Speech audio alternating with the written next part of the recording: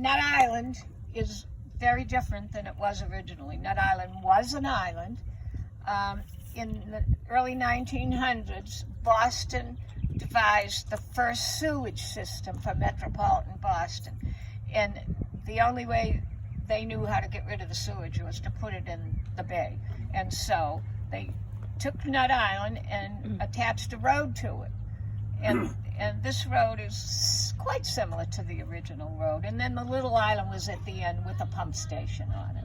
And that's all it was. The screen came up and the men raked the stuff down, and then whatever they felt shouldn't go out, they would truck away, and everything else went out into the bay. And that went on for years and years. They didn't know any better. So, in 1972, the Clean Water Act was initiated by Congress. And that said that all the communities in the whole country had to clean up their act, clean up the water, find another way for sewage treatment, and also make drinking water safer and more available to people. And so that was a mandate. In 1974, I happened to be looking out the window onto the street, and I saw a man surveying. And I thought that looked kind of funny because he kind of was surveying in this direction. So I said, I don't like the looks of that. So I called Tom Brownell, that was our state rep then.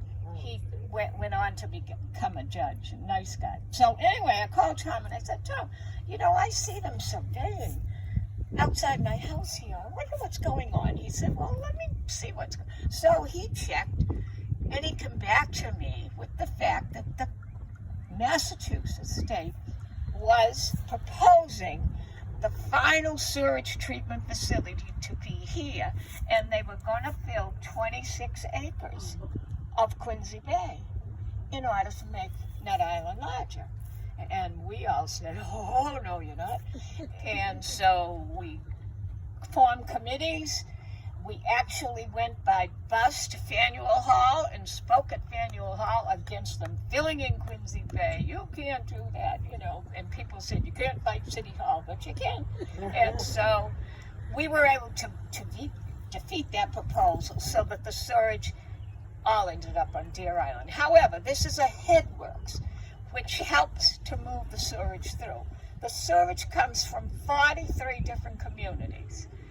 3.5 million people are serviced by this sewage treatment system and by your drinking water. The MWRA is responsible for your drinking water as well. And so they started to, it was in 1974 when they started the upgrade of the treatment plant here, which was just primary treatment. It wasn't sufficient, and it didn't do the job. And so they had to then build this facility and put the other facility on Deer Island. And then they hired a landscape architect, Mary Smith Associates in Quincy, who incidentally had designed Marina Bay. And they said, Mary, we don't want anything that requires too much maintenance, but could you design a park that we can have, because we're so close to the community. We want to be good neighbors. And Mary Smith Associates designed this park. She wanted it to kind of simulate the island, so she wanted to have some hills that would kind of look like the drumlins, resemble the island. So this is how the park was designed. They said not too much maintenance, so she said, well, wildflowers, wild grasses, beach roses, beach plums, certain trees, and that's how that developed. And so then the plant opened, Mary went off, and they weren't taking care of the park. And I said, gee, you know, I'm still fit. Maybe they'd hire me. So I asked them, I said, and I think they said, maybe not a bad idea. We'll hire a senior citizen to kind of take care of things. So they hired me when I was 69 years old. And it's been my labor of love. This place is my passion, and ever since. And they hired Jeannie 3 years ago to assist me. So, and Jeannie grew up on Nut Island Ave right down here. She played in the park like I did growing up. And loves it, and she's a valuable assistant to me. And we have a great time trying to take care of the place. Now, when the wildflowers and wild grasses were planted, they were all in the meadow there, and it was beautiful. But the grasses are stronger than the flowers, and before we knew it, there were no flowers there. It was just grasses. So I said to them, would you let me plant some wildflower gardens? And they were wonderful. They buy the seeds for me from the Vermont Wildflower Seed Company. They're pure seed. There are no fillers. And they buy the seeds for me. They come and they dig up the gardens and bring new loam. And Jeannie and I plant and pray over them. And then we also have a limited ability to water.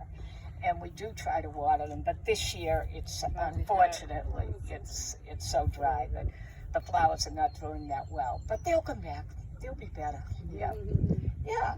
And so, if you want to start walking around the park, we can look at some of the wildflowers, and we can point out some things along the way.